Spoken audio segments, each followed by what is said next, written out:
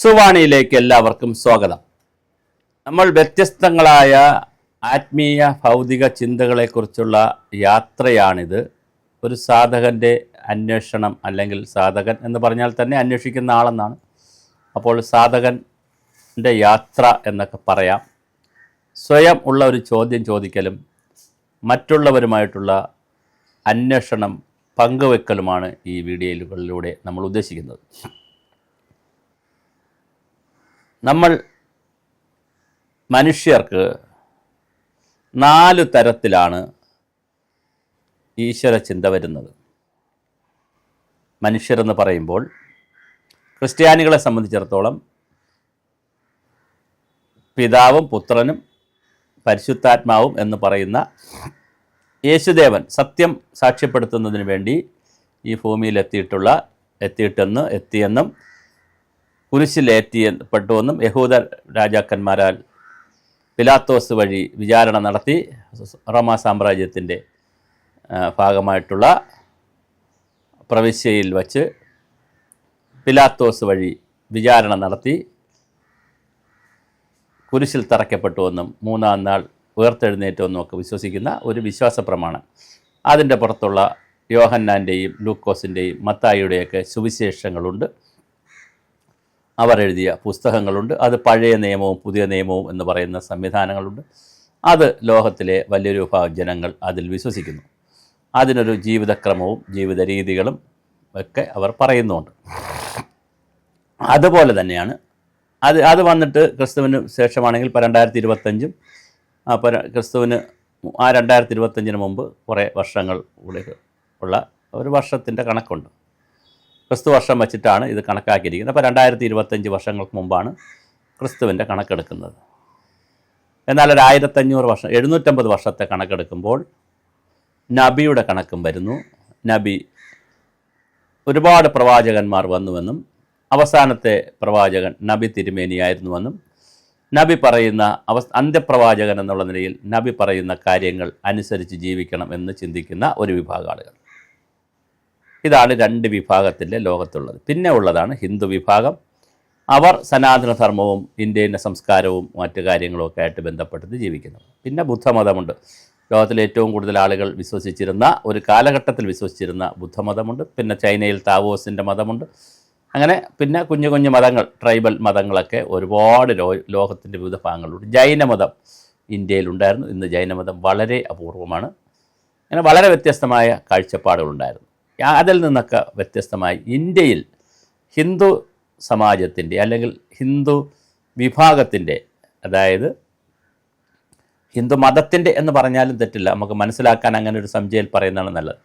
ഹിന്ദു മതത്തിൻ്റെ ആചാരപ്രമാണമനുസരിച്ച് 4 രീതിയിലാണ് വിഗ്രഹാരാധന സമ്പ്രദായങ്ങൾ നടക്കുന്നത്. ഇതൊന്ന് മനസ്സിലാക്കിയിരിക്കാൻ വേണ്ടി ഞാൻ പറയുകയാണ്. ഒന്നാമത്തത്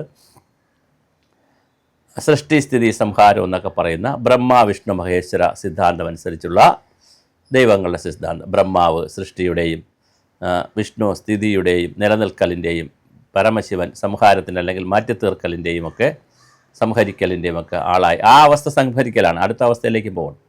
വീണ്ടും ബ്രഹ്മാവ് അടുത്ത അവസ്ഥയിലേക്കുള്ളതിനെ കൊണ്ടുവരും. വിഷ്ണു നിലനിർത്തും. വീണ്ടും അത് സംസ്കരിക്കപ്പെടും. ഇങ്ങനെ പോകുന്നൊരു പ്രോസസ്സാണത്. അപ്പോൾ ഇതിൽ ബ്രഹ്മ വിഷ്ണു മഹേശ്വരന്മാരുടെ ഒരു സങ്കല്പമനുസരിച്ചും ബ്രഹ്മാവിനെ അങ്ങനെ കൂടുതൽ അനുയായികളൊന്നും ഉണ്ടായില്ല, ക്ഷേത്രങ്ങളും ഉണ്ടായില്ല. ശൈവ സിദ്ധാന്തം എന്ന് പറഞ്ഞ് സിദ്ധാന്തം തന്നെ ഉണ്ടായി. വൈഷ്ണവ സിദ്ധാന്തം ഉണ്ടായി. ഒരു കാലഘട്ടത്തിൽ അവർ തമ്മിൽ കുരുക്കുകയും ചെയ്തിരുന്നു. വലിയ സംഘർഷമൊക്കെ ഉണ്ടായിരുന്നു. പിന്നെ അയ്യപ്പൻ്റെ ജനനത്തോടു കൂടിയാണ് അതിനൊക്കെ വലിയ മാറ്റം വരുന്നത്. എന്തായാലും അതൊരു സ്ട്രീം. പിന്നെ അതിൽ നിന്ന് വ്യത്യസ്തമായി അമ്മയാണ്, വനിതയാണ്, സ്ത്രീയാണ്, ദേവിയാണ്, പരാശക്തിയാണ് വലുത് എന്നുള്ളൊരു കാഴ്ചപ്പാടിൽ ദേവതാ സമ്പ്രദായവും വന്നു. അപ്പോൾ ദേവി സമ്പ്രദായം വന്നു, ദേവതാ സമ്പ്രദായം വന്നു, ദേവസമ്പ്രദായം, അങ്ങനെ പലതരത്തിലുള്ള ഈ പറയുന്ന രീതികൾ ഇന്ത്യയിൽ വന്നു. അതിനും ഉപോത്ബലകമായി, അതിന് വ്യത്യസ്തമായി പരമ്പരാഗതമായി വന്നിട്ടുള്ള കുറേ രീതികളുണ്ട്. ഈ ചുടലമാടന്മാരെ പൂജിക്കുക, പിന്നെ ഈ സമാധികൾ പൂജിക്കുക, അങ്ങനെ വന്നിട്ടുള്ള ദൈവസങ്കല്പത്തിൻ്റെ അതിൻ്റെ തുടക്കം എന്ന് പറയുന്നത് സൂര്യനെയും വായുവിനെയും വെള്ളത്തെയും പാമ്പിനെയും അങ്ങനെ പേടിയുള്ള അല്ലെങ്കിൽ ബഹുമാനിക്കേണ്ടതെന്നും പേടിയുണ്ടെന്ന് തോന്നി എല്ലാ വസ്തുക്കളെയും ആചരിച്ച് അവസാനം അത് മനുഷ്യരിലേക്ക് എത്തി. അങ്ങനെ വന്നിട്ടുള്ള ഒരു പാരമ്പര്യമായി വന്നിട്ടുള്ള ഒരു സ്ട്രീമുമുണ്ട്. അപ്പോൾ ഒന്ന് അവതാര കഥകളും പുരാണങ്ങളുമായി വന്ന സ്ട്രീം, രണ്ട് പാരമ്പര്യ കഥകളുമായി കയറി വന്ന സ്ട്രീം. മൂന്നാമത്തെ ഒരു സ്ട്രീമാണ് താന്ത്രിക വിധിപ്രകാരമുള്ള വിഗ്രഹങ്ങൾ സ്ഥാപിക്കുക. തന്ത്രി വരുന്നു, താന്ത്രിക ആചാര്യന്മാർ വരുന്നു, അവർ വിഗ്രഹങ്ങൾ സ്ഥാപിക്കുന്നു, അതിന് മൂലമന്ത്രം പറയുന്നു. അതൊരു സ്ട്രീമാണ്. അപ്പോൾ ഈ പരമ്പരാഗത രീതിയിൽ വരുന്നതിനകത്ത് താന്ത്രിക വിദ്യകൾക്കൊന്നും വലിയ സ്ഥാനമില്ല. അത് പരമ്പരാഗതമായിട്ട് ചെയ്തു വരികയാണ്.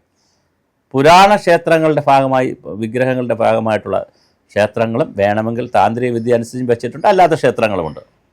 സാധാരണ പൂജാരി പ്രതിഷ്ഠ നടത്തി പോകുന്ന ക്ഷേത്രങ്ങളുമുണ്ട്. നാലാമതൊരു വിഭാഗമാണ് ഈ പുനഃപ്രതിഷ്ഠകൾ നടക്കുന്ന ക്ഷേത്രങ്ങൾ. അതെന്ന് പറഞ്ഞാൽ ഒരിക്കലൊരു പ്രതിഷ്ഠ നടത്തിയിട്ടുണ്ടെങ്കിൽ അതിന് ചൈതന്യം കുറവുള്ളത് കൊണ്ടോ അല്ലെങ്കിൽ അവിടെ ആ പ്രതിഷ്ഠ അത് പോരെന്ന് തോന്നുകയോ ഒക്കെ ചെയ്യുന്ന സാഹചര്യത്തിൽ പുനഃപ്രതിഷ്ഠ നടത്തും. ചിലപ്പോൾ പ്രധാന ദേവതയെ സമ്പ്രദായത്തെ അങ്ങോട്ട് മാറ്റി മറ്റൊരു ഉപദേവതയാക്കും, ഉപദേവതയെ പ്രധാന ദേവതയാക്കും. ഇങ്ങനെ പല മാറ്റങ്ങളും വരുത്തും. ഇത് തന്ത്രികളും അതുപോലെ തന്നെ ആചാര്യന്മാരും പിന്നെ അങ്ങനെ കണിശക്കാരും ഒക്കെ എന്താണ് കാണിക്കാരും അങ്ങനെ ഒത്തിരി ആളുകളുണ്ട് അതിനകത്ത്. പണിക്കർമാരുണ്ട്, ഒത്തിരി പേര് കൂടി ചെയ്യുന്നൊരു പ്രോസസ്സാണത്. അപ്പോൾ അങ്ങനെ ഇതിൽ പുനഃപ്രതിഷ്ഠ നടന്നു കഴിഞ്ഞാൽ ആ ക്ഷേത്രത്തിൽ പിന്നെ പഴയതെന്ത് എന്ന് അന്വേഷിക്കുന്ന വിഷയമില്ല. അങ്ങനെ നോക്കുമ്പോൾ ശബരിമല ക്ഷേത്രത്തിൽ പണ്ട് കാലത്ത് ഇത് ബുദ്ധക്ഷേത്രമായിരുന്നു, അതുകൊണ്ട് ബുദ്ധന്മാരെ ഏൽപ്പിക്കാം, അരയ ക്ഷേത്രമായിരുന്നു, അതുകൊണ്ട് അരയന്മാരെ ഏൽപ്പിക്കാം എന്ന് പറയുന്നതിനകത്തൊന്നും ഒരു കഥയുമില്ല, അങ്ങനെ ഒരു സംവിധാനവുമില്ല. ആരെയും യുദ്ധം ചെയ്തോ തല്ലിയോ മേടിച്ചതല്ല.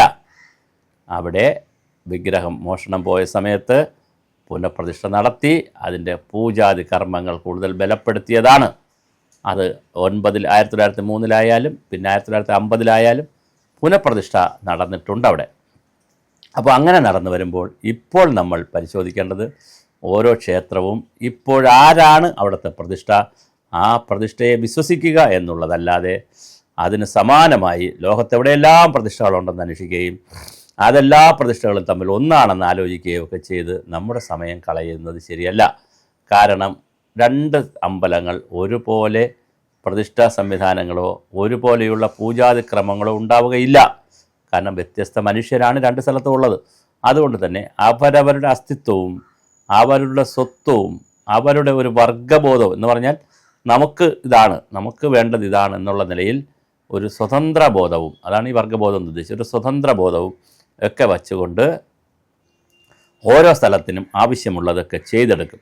അത് ഒരിടത്തുള്ളത് മറ്റൊരിടത്തേക്ക് സൂട്ടാവുകയില്ല, സൂട്ടാക്കേണ്ട ആവശ്യവുമില്ല. അപ്പോൾ അങ്ങനെ ഓരോരുത്തരും ഓരോ സമ്പ്രദായത്തിൽ ആരാധനാക്രമങ്ങൾ കൊണ്ടുവന്നപ്പോഴാണ് ഇത്രയും ദൈവങ്ങൾ ഉണ്ടായത്. ഇനി ദൈവങ്ങളെ സൃഷ്ടിക്കുന്നതിൽ മനുഷ്യനെടുത്തിരിക്കുന്ന ഒരു കാഴ്ചപ്പാട് രൂപങ്ങളുടെ അടിസ്ഥാനത്തിൽ ചെയ്യാറുണ്ട്, ഭാവങ്ങളുടെ അടിസ്ഥാനത്തിൽ ചെയ്യാറുണ്ട്, സ്വഭാവങ്ങളുടെ അടിസ്ഥാനത്തിൽ ചെയ്യാറുണ്ട്, പ്രായത്തിൻ്റെ അടിസ്ഥാനത്തിൽ കുട്ടി ഗണപതി, വലിയ ഗണപതി, ബാലഗണപതി, മുതിർന്ന ഗണപതി അങ്ങനെ ചെയ്യാറുണ്ട്. ബാലശിവനുണ്ട്, ബാലയോഗിയുണ്ട്. അങ്ങനെ പ്രായത്തിൻ്റെ അടിസ്ഥാനം, അതായത് മനുഷ്യൻ്റെ എന്തെല്ലാം ചിന്താ പദ്ധതികളും രീതികളും ജീവിതശൈലിയിലും മനുഷ്യനുണ്ടോ അതിനൊക്കെ അനുസരിച്ച് ദൈവങ്ങളെ സൃഷ്ടിച്ചിട്ട്, കാരണം ഇതിൻ്റെ ഭാഗമായിട്ടുള്ള ഒന്നിനെയാണ് നമ്മൾ കുറച്ചുകൂടി വേറൊരു തരത്തിലുള്ള ഒന്ന് വിശേഷാൽ ഗ്രഹിക്കാനാണല്ലോ വിഗ്രഹം. അങ്ങനെ വിശേഷാൽ ഗ്രഹിക്കാൻ വേണ്ടി വിശേഷാൽ ഗ്രാഹ്യതയെ ഇത് വിഗ്രഹ എന്നാണ്. അപ്പോൾ നമുക്ക് വിശേഷാൽ ഗ്രഹിക്കുന്നതിന് വേണ്ടി വിഗ്രഹമുണ്ടാക്കി വയ്ക്കുന്നത് ഓരോരുത്തരും അവരവരുടെ ഇഷ്ടപ്രമാണങ്ങൾ അനുസരിച്ചാണ് ചെയ്തു പോയിരിക്കുന്നത്. ആ ഒരു സ്വാതന്ത്ര്യം ഇന്ത്യയിൽ, ഭാരതത്തിൽ അനുവദിച്ചിട്ടുമുണ്ട്. അതുകൊണ്ട് തന്നെ വീടുകൾ കേന്ദ്രീകരിച്ച് ക്ഷേത്രങ്ങളുണ്ട്, കൊടുതികളുണ്ട്, പിന്നെ ചുടലമാടൻ്റെ സംവിധാനങ്ങളുണ്ട്, മാടൻ്റെ സംവിധാനങ്ങളുണ്ട്, ആൽത്തറകളുണ്ട്, ദേവി വിശ്വാസങ്ങളനുസരിച്ചുള്ള ചെറിയ ചെറിയ അമ്പലങ്ങളുണ്ട്, ഗണപതിയുടെ അമ്പലങ്ങൾ. അപ്പോൾ കുഞ്ഞു കുഞ്ഞു അമ്പലങ്ങളിൽ വീടുകളും വീടുകളുടെ പ്രദേശങ്ങളും കേന്ദ്രീകരിച്ചുകൊണ്ട് ഗ്രാമദേവതകളുണ്ട്. ഒരു ഗ്രാമമുണ്ടെങ്കിൽ അവിടെ ഒരു ദേവതയുണ്ടായിരിക്കും. ആ ദേവതയാണ് ഗ്രാമത്തെ രക്ഷിക്കുന്നത്. ഗ്രാമത്തിൻ്റെ ചൈതന്യവും ഗ്രാമത്തിൻ്റെ വളർച്ചയും എല്ലാം നിലനിൽക്കുന്ന ആ ദേവതയ്ക്കുണ്ടാകുന്ന ചൈതന്യത്തിനനുസരിച്ചാണ്, അത് പുരുഷനായാലും സ്ത്രീയായാലും ദേവനായാലും ദേവിയായാലും ആ ദേവതാ സമ്പ്രദായത്തിലുണ്ടാകുന്ന വ്യത്യാസമനുസരിച്ചാണ് അവ ഗ്രാമത്തിൻ്റെ ഉയർച്ച ഉണ്ടാകുന്നു എന്ന് വിചാരിച്ചുകൊണ്ടുള്ള ഗ്രാമദേവതാ സങ്കല്പവുമുണ്ട്. പിന്നെ കുലദേവതയുണ്ട്. ഓരോ കുലവും, ഇപ്പോൾ നായർ കുലം, നമ്പൂരി കുലം, ഇങ്ങനെ കുലങ്ങൾക്ക് അവർ ദേവതാ സമ്പ്രദായത്തെ പ്രഖ്യാപിക്കാറുണ്ട്. മേലാങ്കോട്ടമ്മ പല കുലങ്ങളുടെയും ദേവതയാണ്. കൊടുങ്ങല്ലൂരമ്മ കുലദേവതയാണ്. ആറ്റുകാലമ്മ ഇങ്ങനെ പലരും കുലദേവതകളെയും ഇങ്ങനെ ആദരിക്കാറുണ്ട്. മുത്താരമ്മ പലരുടെയും കുലദേവതയാണ്. അത് ദേവതാ സമ്പ്രദായത്തിൽ വരുന്നതാണ്. കുലവുമായി ബന്ധപ്പെടുത്തി, പലപ്പോഴും അത് ജാതിയുമായി ബന്ധപ്പെടുത്തിയിട്ടായിരിക്കും, അല്ലെങ്കിൽ മതവുമായി ബന്ധപ്പെടുത്തിയിട്ടും ജാതിയുമായിട്ടാണ്, മതത്തേക്കാൾ ഉപരി ജാതിയുമായി ബന്ധപ്പെടുത്തിയിട്ടാണ് കുലദൈവങ്ങൾ വരുന്നത്. അപ്പോൾ ഇതെല്ലാം ഇങ്ങനെ കുലദൈവങ്ങളുടെ ഒരു കഥയും വരുന്നുണ്ട്. പിന്നെയാണ് പേര് കേട്ടത് കൊണ്ട് വരുന്ന വൻകിട ക്ഷേത്രങ്ങൾ. ഇപ്പോൾ ഗുരുവായൂരപ്പൻ, പിന്നെ നമ്മുടെ പിന്നെന്താണ് ശബരിമല, തിരുപ്പതി, മൂകാംബിക, ആറ്റുകാൽ ദേവി, ഇങ്ങനെ തുടങ്ങിയിട്ടുള്ള വളരെ പ്രസിദ്ധിയാർജിക്കുന്ന മറ്റു സ്ഥലങ്ങളിലെ നിന്നും ദൂരദേശങ്ങളിൽ നിന്നുമൊക്കെ ആളുകൾ വരികയും പോവുകയും ചെയ്യുന്ന പ്രശസ്തി ആർജിക്കുന്ന ക്ഷേത്രങ്ങളുണ്ട്. അങ്ങനെ ക്ഷേത്രങ്ങളെ പല രൂപത്തിലാണ് ക്ഷേത്രങ്ങളെ ആരാധിക്കുന്നത്. ഏത് രൂപത്തിൽ ആരാധിച്ചാലും, എവിടെ പോയി ആരാധിച്ചാലും, ഏത് ഭാവത്തിൽ ആരാധിച്ചാലും, ഏത് സ്വഭാവത്തിലുള്ള ദൈവത്തെ ആരാധിച്ചാലും മനസ്സിലാക്കേണ്ടത് ഒരു ഉണ്മയാണ്, ഒരു സത്യമാണ്, ഒരു സ്വത്വമാണ്. അതെന്ന് പറയുന്നത് ഈ പ്രപഞ്ചത്തിൽ നമ്മെ ദ്യോതിപ്പിക്കുന്ന, നമ്മളെ ജ്വലിപ്പിക്കുന്ന, നമ്മളെ ചിന്തിപ്പിക്കുന്ന, നമുക്കാവശ്യമായ സഹായം നൽകുന്ന, സഹായം എന്ന് പറഞ്ഞാൽ ക്യാഷ് ആൻഡ് കെയിൻ്റ് അല്ല, അല്ലാതെ നമ്മളെ ഒരു മോഡലായി നമുക്ക് സഹായമൊക്കെ തരുന്നതിന് മനുഷ്യരുണ്ടാക്കി വെച്ചിട്ടുള്ള സങ്കല്പങ്ങളും ചിഹ്നങ്ങളും അടയാളങ്ങളുമാണ് ദൈവം. അത് അങ്ങനെ ഉണ്ടാക്കി വെച്ചതിനൊരു പശ്ചാത്തലമുണ്ട്. വെറുതെ ഉണ്ടാക്കിയതല്ല. ഇല്ലാത്തൊരെണ്ണം ഉണ്ടാക്കിയെന്നുള്ള പറയുന്നത് ശരിയുമല്ല. ഈ പ്രപഞ്ചത്തിൻ്റെ ഭാഗമായിട്ടുള്ള സൂര്യൻ്റെയും വായുവിൻ്റെയും വെള്ളത്തിൻ്റെയും സകലതിൻ്റെയും ഊർജ സ്രോതസ്സുകളെ ആവാഹിച്ചുകൊണ്ട് ആ ഊർജ സ്രോതസ്സുകളെ ഒരു സംവിധാനത്തിലേക്ക് കൊണ്ടുവന്ന് ആ സംവിധാനത്തിന് ദൈവം എന്ന പേരിട്ട് ആ സംവിധാനത്തിലേക്ക് ഇത് ആവാഹിച്ച് വയ്ക്കുകയാണ് ചെയ്യുന്നത്. അങ്ങനെ കൊണ്ടുവന്നാൽ മനുഷ്യന് അവൻ്റെ ജീവിതകാലത്തിൽ അവൻ്റെ ഭൗതികമായ ജീവിതത്തിനെ മെച്ചപ്പെടുത്തുന്നതിനുള്ള ഒരു ദ്യോതിപ്പിക്കൽ, ഒരു ജ്വലിപ്പിക്കൽ, ഒരു ദ്യോതനം നടത്താൻ വിശേഷാൽ ഗ്രഹിക്കാൻ കഴിയുന്ന വിഗ്രഹങ്ങളും വിഗ്രഹ ആരാധനകളും വന്നു. അവിടെയാണ് ഈശ്വരൻ എന്ന സങ്കല്പം കയറി വരുന്ന. ഉടൻ തന്നെ ഈശ്വരൻ എന്ന് പറഞ്ഞാൽ നാശമില്ലാത്തത് എന്നുള്ള അർത്ഥമാണ്. നശിച്ചു പോകാത്തത് ആരാണോ, നശിച്ചു പോകാത്തത് എന്താണോ, അതാണ് ഈശ്വരൻ്റെ ചൈതന്യം. അപ്പോൾ ഇത് ഈ ഒരു കൺസെപ്റ്റ് വെച്ചുകൊണ്ടാണ് ഭാരതത്തിൽ ദേവതാ സമ്പ്രദായം വരുന്നത്. പിന്നെ ഞാൻ നേരത്തെ പറഞ്ഞതുപോലെ മറ്റ് ചില സ്ട്രീമുകൾ വന്നു. ചുടലമാടൻ്റെ സ്ട്രീമുകൾ വന്നു, പിന്നെ ചാത്തൻ്റെ സ്ട്രീമുകൾ വന്നു, പിന്നെ അത് കഴിഞ്ഞ് ചാത്തനും ശാസ്താവും ഒന്നാണെന്നും രണ്ടാണെന്നും പറയുന്നുണ്ട്. ധർമ്മശാസ്താവ് എന്ന് പറഞ്ഞു, അതായത് മനുഷ്യർക്ക് സ്വാതന്ത്ര്യം അനുവദിച്ചിരിക്കുന്നതുകൊണ്ട് അവരവരുടെ ഭാവനാവിലാസങ്ങൾക്കനുസരിച്ച്, അവരവരുടെ ശരി തെറ്റുകൾക്കനുസരിച്ച് ഓരോ പേരുകൾ കൊടുത്തിട്ടുണ്ട് എന്നുള്ളതാണ്. എന്തായാലും ആ കൊടുത്തിരിക്കുന്ന പേരുകൾക്കനുസരിച്ച് വ്യത്യസ്തമായ ആചാരങ്ങളും രീതികളും അനുഷ്ഠാനങ്ങളുമുള്ള ഓരോ പ്രദേശത്തും മദ്യം കൊടുക്കുന്ന ദൈവമുണ്ട്. കാരണം തങ്ങൾ കഴിക്കുന്നത് മദ്യമാണ്. മത്സ്യം കൊടുക്കുന്ന ദൈവമുണ്ട്. കാരണം തങ്ങളെപ്പോഴും കഴിക്കുന്നത് മത്സ്യമാണ്, അല്ലെങ്കിൽ മത്സ്യത്തിലാണ് ഞങ്ങളുടെ ജീവിതം തന്നെ. അപ്പോൾ സ്വാഭാവികമായിട്ട് ഞങ്ങളുടെ ദൈവത്തിന് ഞങ്ങൾ ഇഷ്ടപ്പെട്ടത് കൊടുക്കണമെന്ന് പറയുന്ന സങ്കല്പത്തിൽ ഞങ്ങൾക്ക് ഏറ്റവും ഇഷ്ടപ്പെട്ടത് മദ്യമായതുകൊണ്ട് ഞങ്ങൾ മദ്യം കൊടുക്കുന്നു. അങ്ങനെ മദ്യം കുടിപ്പിക്കുന്ന ദൈവം ഉണ്ടെന്നാണ് പറയുന്നത്. ഇതാണ് സങ്കല്പം. അതുപോലെ മത്സ്യം കൊടുക്കുന്നു. മത്സ്യം കൊണ്ട് കൊടുക്കുന്ന കാര്യം ഞാനീ പറഞ്ഞതുപോലെ അതിലൊരു കഥ തന്നെയുണ്ട്.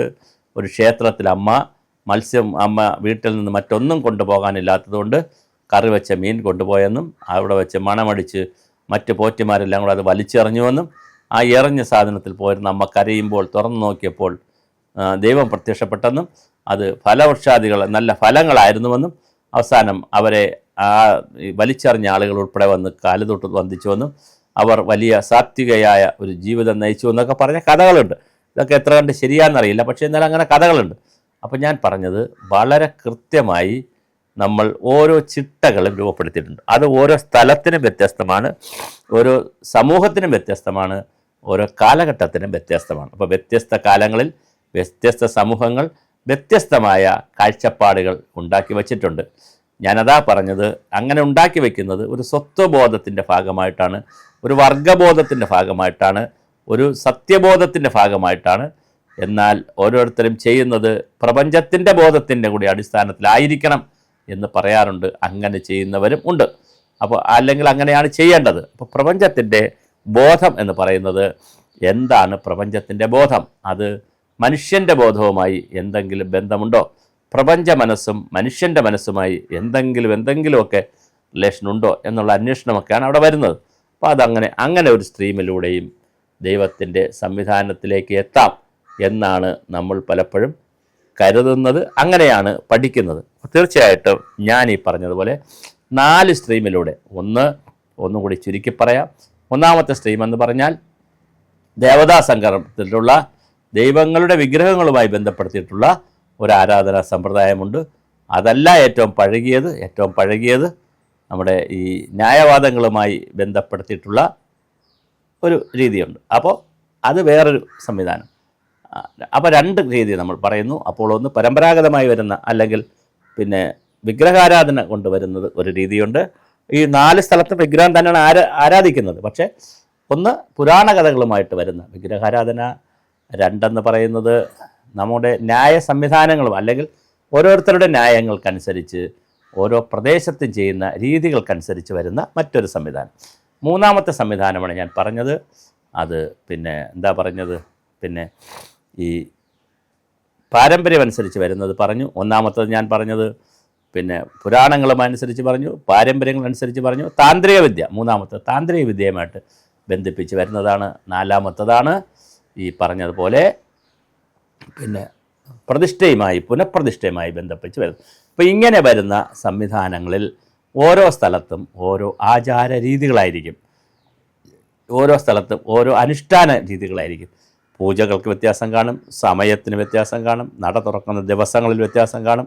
എല്ലാറ്റിലും എന്തെങ്കിലുമൊക്കെ ഒരു വ്യത്യാസം കാണും. ഈ വ്യത്യാസം എന്ന് പറയുന്നത് ചില അമ്പലങ്ങളിൽ അനുഷ്ഠാനപ്രകാരം ചെയ്ത അമ്പലങ്ങളാണെങ്കിൽ, താന്ത്രിക വിദ്യ അനുസരിച്ച് ചെയ്ത അമ്പലങ്ങളാണെങ്കിലും, അവതാര കഥകളിൽ പറയുന്ന വിഗ്രഹങ്ങളും അതിൻ്റെ കഥാപാത്രങ്ങളുമാണെങ്കിൽ അതുമായി ബന്ധപ്പെടുത്തിയിട്ടുള്ള കാര്യങ്ങളായിരിക്കും അവിടെ ചെയ്യുന്നത്. ഇപ്പോൾ ഹനുമാനെക്കുറിച്ച് ചെയ്യുമ്പോൾ ഹനുമാൻ ക്ഷേത്രത്തിൽ ഹനുമാനുമായി ബന്ധപ്പെടുത്തിയിട്ടുള്ള കഥകളുടെ രൂപത്തിലുള്ള വന്നുപോയ കാര്യങ്ങളിൽ ഉള്ളതായിരിക്കും അവിടെ ചെയ്യുന്നത്. അപ്പോൾ അങ്ങനെ ഓരോ ക്ഷേത്രങ്ങളിലും ഈ പറയുന്ന കൺസെപ്റ്റുകൾ ഉണ്ടായി വരുന്നുണ്ട്. അപ്പോൾ അതിനെ മനസ്സിലാക്കാതെ എല്ലാവരും കൂടിക്കുഴഞ്ഞുകൊണ്ട് ഇതിലേക്ക് പോകാറുണ്ട്. ഇനി മറ്റൊരു ദാർശനിക തലമെന്ന് പറയുന്നത് ഇങ്ങനെയുള്ള വിഗ്രഹ ആരാധനയുടെ ഒരു ദാർശനിക തലമുണ്ട്. അത് നമുക്ക് മനസ്സിലാക്കാൻ പറ്റും. 2ാമത്തത് ഇതിൻ്റെ ഒരു ദർശന തലമുണ്ട്. മനസ്സ്, ശരീരം, ജീവൻ, ആത്മാവ്, പരമാത്മാവ്, പഞ്ചകോശങ്ങൾ, പഞ്ചേന്ദ്രിയങ്ങൾ, പഞ്ചഭൂതങ്ങൾ, പഞ്ചകർമ്മങ്ങൾ, ഇങ്ങനെ ദാർശനിക തലത്തിൽ ജീവിതത്തെയും ആത്മീയതയും മനുഷ്യർ കാണാറുണ്ട്. അങ്ങനെ ധാർമ്മിക തലത്തിൽ കണ്ടാലും തെറ്റൊന്നുമല്ല. മനുഷ്യൻ പ്രകൃതിയുടെ ഭാഗമാണ്, പ്രകൃതിയിലേക്ക് തന്നെയാണ് തിരിച്ചു പോകുന്നത്, പ്രകൃതിയിലുള്ളതാണ് മനുഷ്യൻ എടുക്കുന്നത്, അത് പഞ്ചഭൂതത്തിൻ്റെ ഭാഗമായിട്ട് എടുക്കും, പഞ്ചേന്ദ്രിയങ്ങൾ കൊണ്ടാണ് എടുക്കുന്നത്, പഞ്ചകർമ്മങ്ങൾ കൊണ്ടാണ് ഇതൊക്കെ ചെയ്യുന്നത് എന്നൊക്കെ പഠിക്കുന്ന വളരെ കൃത്യമായ ഒരു ദാർശനിക തലത്തിലൂടെയും നമ്മൾ ദൈവത്തെയും ആത്മീയതയും പഠിക്കാൻ ശ്രമിക്കും. അപ്പോൾ വിഗ്രഹാരാധനയുടെ തലത്തിൽ നമ്മൾ പഠിക്കാൻ ശ്രമിക്കും, ഭക്തിയുടെ മാർഗത്തിൽ പഠിക്കാൻ ശ്രമിക്കും. 2 ഞാൻ ഈ പറഞ്ഞ രീതിയിൽ ശ്രമിക്കും. 3ാമത്തെ ഒരു രീതിയാണ് നമ്മൾ ഈ ജ്ഞാനമാർഗത്തിലൂടെ ശ്രമിക്കും. ജ്ഞാനമാണ് പ്രധാനം. അതിനെ സംബന്ധിക്കുന്ന അറിവ് നേടിയിട്ടുള്ള ഒരു പഠന രീതിയുമുണ്ട്.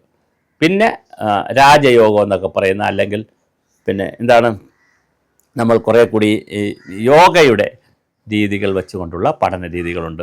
മനുഷ്യൻ്റെ ശരീരത്തിലുള്ള പിങ്കള നാഡികളുമായിട്ട് ബന്ധപ്പെട്ട കാര്യം, അതിൻ്റെ നാഡി സുഷിപ്നെ അതിനകത്തൂടി അതുമായി ബന്ധിപ്പിച്ചുള്ള കഥകൾ, നമ്മുടെ ശരീരത്തിൻ്റെ ഏറ്റവും നട്ടെല്ലിൻ്റെ താഴെഭാഗം മുതൽ മൂലാധാരം മുതൽ സഹസ്രാരം വരെയുള്ള തലവരെയുള്ള ഭാഗത്തേക്കുള്ള വിവിധ ഭാഗങ്ങളായി തിരിച്ചുകൊണ്ടുള്ള യോഗാസന രീതികളും അങ്ങനെ യോഗാസന മുറകളുമൊക്കെ പഠിപ്പിക്കുന്ന അത് പഠിച്ച് നമ്മൾ ഈ ഓരോ വിഷയങ്ങൾ പഠിച്ച് അവസാനം സമാധിയിലേക്കും മോക്ഷത്തിലേക്കും എത്തുന്ന കുറേ കഥകളുണ്ട്. അപ്പോൾ ഇത് ഒരു പ്രധാനപ്പെട്ട ശാഖ. ഇങ്ങനെ പല സ്ട്രീമിലാണ് ഞാനിതിങ്ങനെ വ്യത്യസ്തമായിട്ട് പറയുന്നത്. ഇങ്ങനെ 100 കണക്കിന് സ്ട്രീമുകളിലൂടെയാണ് ഈ കടലിലേക്ക് ഈ നദികൾ എത്തിയിരിക്കുന്നത്. ഇപ്പോൾ കേരളത്തെ 44 നദികളിലൂടെയാണ് വെള്ളമൊഴുകി കടലിലെത്തിയിരിക്കുന്നത് എന്ന് പറഞ്ഞാൽ 44 നദികളും കടലിൻ്റെ മക്കളാണ്. കടലാണ് അമ്മ. ആ 44 നദികളും മക്കളാണെങ്കിൽ ഇതുപോലെ വ്യത്യസ്ത ധാരകളിലൂടെ ഓരോ ധാരകളിലൂടെയും ഒഴുകി എത്തുന്നത് വളരെ കോമൺ ആയിട്ടുള്ള ഒരു ധാരയിലാണ്, ഒരു സബിതത്തിലാണ്, അല്ലെങ്കിൽ ഒരു സന്നിധാനത്തിലാണ് ഇതെല്ലാ ധാരകളും എത്തുന്നതെന്ന് തിരിച്ചറിഞ്ഞാൽ പിന്നെ വളരെ ആ ധാരയിൽ നിന്ന് ഊർജം ഉൾക്കൊണ്ടുകൊണ്ടാണ് ഈ ഓരോ സംവിധാനങ്ങളും ഉണ്ടാകുന്നതെന്നും നമ്മൾ തിരിച്ചറിയണം. അങ്ങനെ തിരിച്ചറിയുമ്പോൾ തീർച്ചയായിട്ടും സംഘർഷത്തിനും ഒരു പ്രശ്നമില്ല. സഹകരണത്തിൻ്റെ മാർഗമേ വരാൻ സാധ്യതയുള്ളൂ. തീർച്ചയായിട്ടും നമുക്ക് നന്നായി കാര്യങ്ങൾ ചെയ്യാൻ പറ്റും. ഞാൻ പറഞ്ഞതുപോലെ ഏത് സ്ട്രീമായാലും സ്ട്രീമിലൂടെ ഒഴുകിയാലും അതെല്ലാം വെള്ളമാണെന്നും അത് കടലിലെത്തുമെന്നും കടലിൽ നിന്ന് വീണ്ടും അത് പല രൂപത്തിൽ ജലമായി ഭൂമിയിലേക്ക് വന്ന് ആ ജലമാണ് വീണ്ടും ഇവിടെ ഉൾക്കൊള്ളുന്നത് ഈ നദികളും തോടുകളും എന്ന് പറയുന്ന ആ ഒരു ഉന്മയുണ്ടല്ലോ, അല്ലെങ്കിൽ ആ ഒരു സ്വത്വമുണ്ട്. അതിനെയാണ് നമ്മൾ ദൈവമെന്നും പല രൂപത്തിലൊക്കെ പല പേരുകളിലിട്ടൊക്കെ വിളിക്കുന്നത്. അപ്പോൾ ഈ ഒരു രീതി സമ്പ്രദായങ്ങൾ, പല രീതികൾ, പല ഭാഷകൾ, പല ആചാരങ്ങൾ, പല അനുഷ്ഠാനങ്ങൾ, പല കർമ്മങ്ങൾ, ഇത് എന്താണ് എന്ന് മനസ്സിലാക്കിയിരുന്നാൽ വളരെ നമുക്ക് കൂടുതൽ ഈ പറയുന്ന ദൈവചിന്തയിലേക്കും ദൈവത്തിലേക്കും അടുക്കാൻ നമുക്ക് വളരെ മനോഹരമായി കഴിയും എന്നുള്ളതാണ് ഇതിൻ്റെ ഒരു സത്യം.